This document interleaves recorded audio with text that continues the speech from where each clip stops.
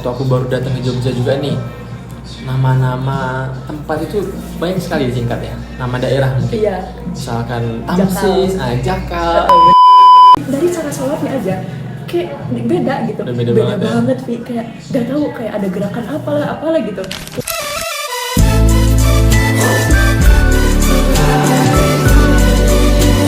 Halo semuanya. Kenalin, aku Zahira. Aku Raffi. Nah, di video kali ini kita akan membahas tentang culture shock. Soalnya kita baru aja dapat tugas dari mata kuliah KABA atau komunikasi antar budaya. Nah, di mata kuliah ini tuh kita membahas tentang berbagai macam budaya. Bukan cuma budaya yang di Indonesia aja, tapi budaya di luar negeri juga tuh dibahas dalam mata kuliah kali ini. Nah, seperti yang kita tahu kan di Indonesia itu punya banyak banget budaya yang beragam ya. Dan tiap budaya itu pasti punya perbedaan satu sama lain. Nah, dari perbedaan-perbedaan itulah kita itu bisa ngalamin yang namanya culture shock.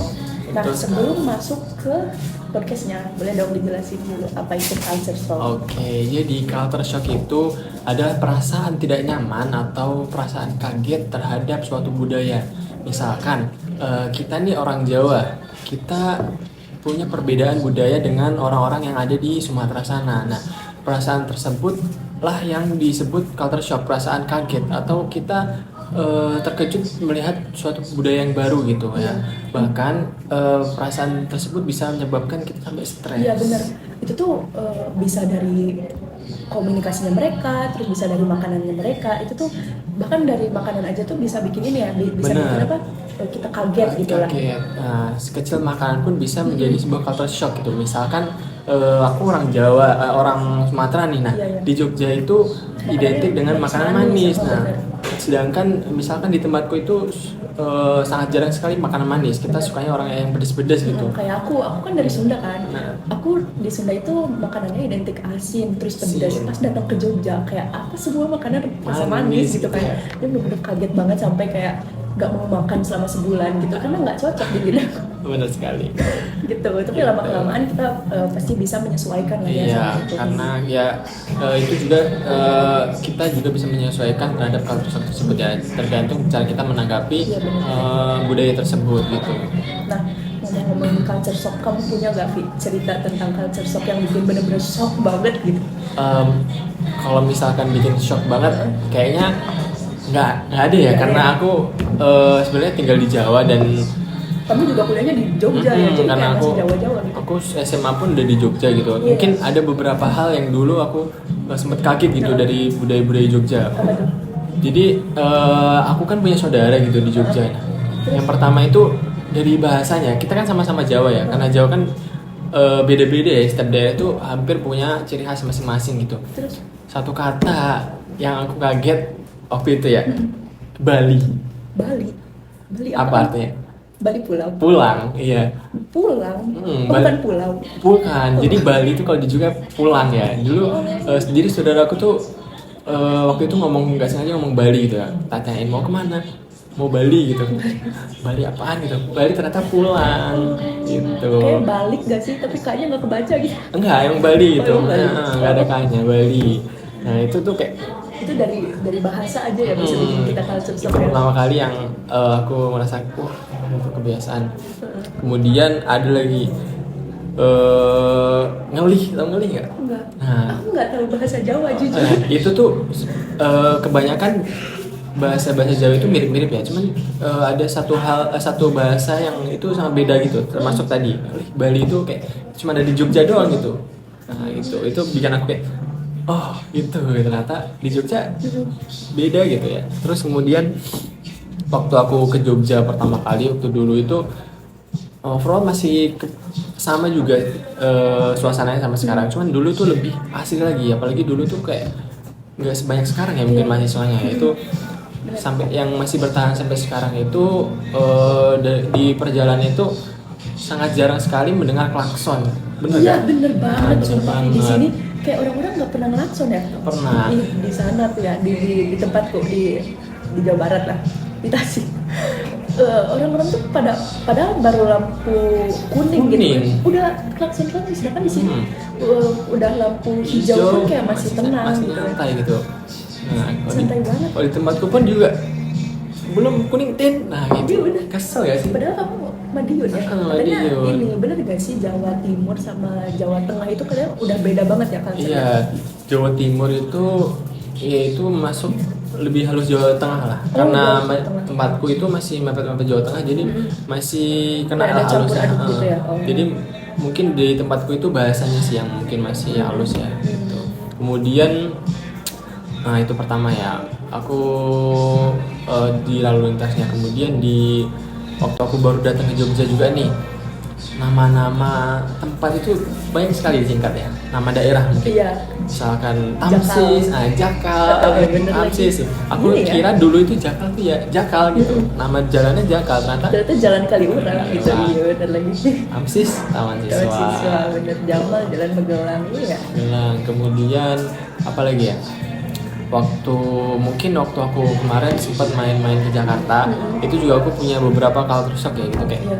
Karena aku sebenarnya nggak terlalu sering ya kemana-mana, mungkin cuma di daerah Jawa Timur, Jawa Tengahan aja ya mungkin. Kalau aku Jawa Barat tuh agak jarang gitu. Jalan ya. Terus. Waktu itu ke Jakarta, ternyata di sana itu pertama kali ya tau lah macetnya itu. Iya macet Gitu. banget.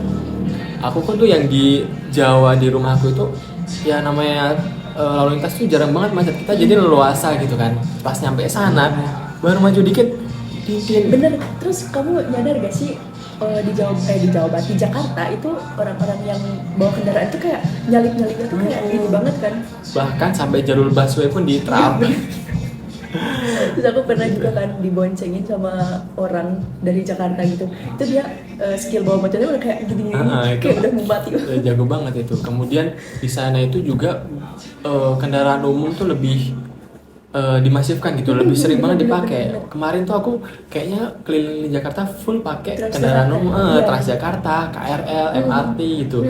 Dan itu pun kayak masih norak banget gitu aku. Iya. Naik MRT tuh gimana sih Iya, gitu. bener. Naik MRT harus dikit-dikit tap gitu. Di sana udah kebanyakan cashless guys. Jadi udah gampang banget lah pakai HP doang, pakai kartu udah Iya, bener ya. bisa kemana-mana gitu. Kita turun di stasiun ini, nanti tinggal jalan gitu. Aku lebih sering jalan sama naik kendaraan umum Iya sih. di sana. Bener-bener masif banget di sana ya. Kalau di kita kan di Jogja apalagi motor, dikit-dikit motor, deket sini aja motoran gitu. Iya bener-bener. Gitu sih. Nah, mungkin itu beberapa pengalaman dari aku ya. Mungkin kamu ada nggak sih kalau Ada banget. Tapi aku culture shocknya bukan di Indonesia gitu, melainkan di Arab waktu aku lagi umroh. Waktu aku lagi umroh tuh. Maksudnya kan umroh itu di sana umat muslim semua kan. Benar. Nah, waktu mereka sholat, kalau kita kan sholat pakai mukena gitu, terus auratnya tertutup. Nah, waktu itu aku tuh lagi sholat. Terus aku melihat ada ibu-ibu sholat pakai rok dan dia tuh kakinya kemana-mana. Itu yang bikin aku kaget banget kayak kok dia sholatnya kakinya kemana-mana sih gitu kan. Terus kayak ada yang rambutnya keluar-luar juga, maksudnya ini mereka belajar ininya kayak gimana? itu orang Arab atau bukan? Nggak tahu, orang luar negeri pokoknya. Terus ya. kayak dari cara sholatnya aja kayak beda gitu. Udah beda banget ya? banget Vi. Kayak nggak tahu kayak ada gerakan apalah gitu, kayak beda banget. Terus aku disitu kayak kaget kan, kok kayak gitu sih sholatnya. Ini sah apa enggak ya gitu ya? Sih itu bener-bener bikin kaget banget. Terus apa lagi ya? Mungkin makanan atau Oh iya, makanan di jalan-jalan. sana benar. Kan yang namanya mau umroh itu kan excited banget sih kayak aku mau umroh gitu, mau lihat luar negeri gini-gini. Ternyata pas nyampe, aku kan ke Madinah dulu ya. Nah di Madinah itu cuacanya tuh bener-bener dingin pol. Jadi aku tuh lumayan baru turun dari bis udah dapet culture shock dari udaranya. Udaranya dingin banget dan muka aku tuh sampai kering-kering banget tuh kayak karena penyesuaian juga kan di situ. Nah terus udah kan tuh aku makanannya juga kayak padahal di situ resto Indonesia gitu kan, cuma yang namanya ini kan kayak beda rasa gitu sih. Dia nggak tahu itu rasa apa. Rempah Arabnya mungkin kental juga ya, masih ke bawah ya. Kan ada ini, aku kan dulu nggak suka nasi kebuli kan, kayak aku nggak suka aja lihat teksturnya gitu. Terus akhirnya di sana ada rotinya pun tuh nggak tahu itu rasa apa Vi. Kayak udahlah aku paksain makan lah, kayak masa iya nggak makan gitu kan, aku mau jalan-jalan gitu takut capek. Terus akhirnya ada bubur juga, buburnya itu kayak tahu gak sih? Bubur Arab. Buburnya tuh kayak masih ada bertekstur nasi gitu loh. Jadi kayak kalau di sana kan bubur halus gitu. Ya, di sana tuh kayak masih ada gerinjel-gerinjel nasi gitu. Ya. Kayak itu kayak aduh, akhirnya aku di sana beli aja makan. karena nggak cocok. Kayak restoran fast food yang ada di Indonesia juga gitu, ada di sana, jadi aku di sana gitu. Cuma kayak lumayan lama kan aku di Arab, jadi kayak lama-lama bisa lah menyesuaikan ya, gitu, kayak benar. terhitungnya cepet lah ya aku adaptasinya gitu sama budaya luar gitu. Karena itu penting banget guys, kalau kita misalkan kita dapat culture shock nih, kita juga harus bisa menyesuaikan gitu ke budaya Iya, tersebut. benar-benar. Karena itu bisa berdampak fatal ya. Iya. Apalagi nanti bisa ke tahap terakhir itu frustasi gitu. Kita bisa stres, kita bisa hilang akal gitu guys. Itu sangat bahaya banget gitu. Jadi saran aku mungkin misalkan kalian dapat culture shock atau kalian menjumpai sesuatu yang baru itu, kalian belajar demi sedikit ya, Iya sedikit demi benar, sedikit kita menerima. harus research dulu lah sebelum ke daerah itu tuh, kita harus cari tahu dulu apa tempatnya kayak gimana, budayanya kayak gimana gitu.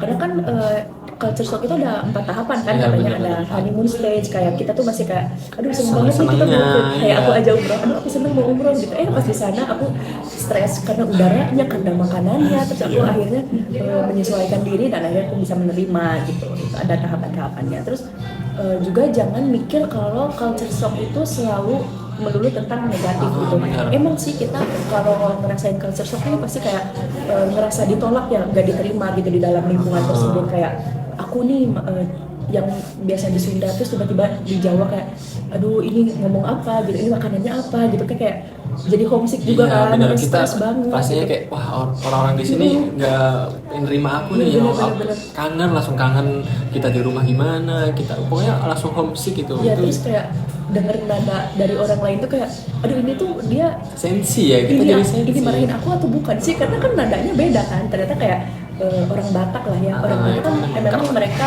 nadanya tinggi. nadanya tinggi gitu, karena menurut mereka itu mah udah Biasa. ini banget kan, udah biasa gitu kayak gitu. Terus ada lagi nggak kamu cerita atau udah aja? Mungkin itu aja sih, Iya karena sih, ya aku- beberapa pengalamanku tentang culture shock ya. Aku juga udah Kamu sih. udah ya? Udah. Oke. Jadi segitu dulu aja kali ya podcast dari Segitu kita. aja. Seru banget ya kayak. Yoi. Berapa menit kita nih ngobrol? Oke, jadi mungkin segitu aja dari kita ya. Semoga teman-teman di sini yang nonton bisa ngambil pelajaran lah dari kita ya. Jadi sebelum kalian ke suatu tempat, pada baiknya kalian harus research dulu lah ya. Gitu. Itu aja. Oke. Jadi Makasih makasih banyak udah menonton. Terima kasih, semoga kalian bisa mengambil hikmahnya. See If you. it was up to me, I wouldn't give this nobody's no sympathy.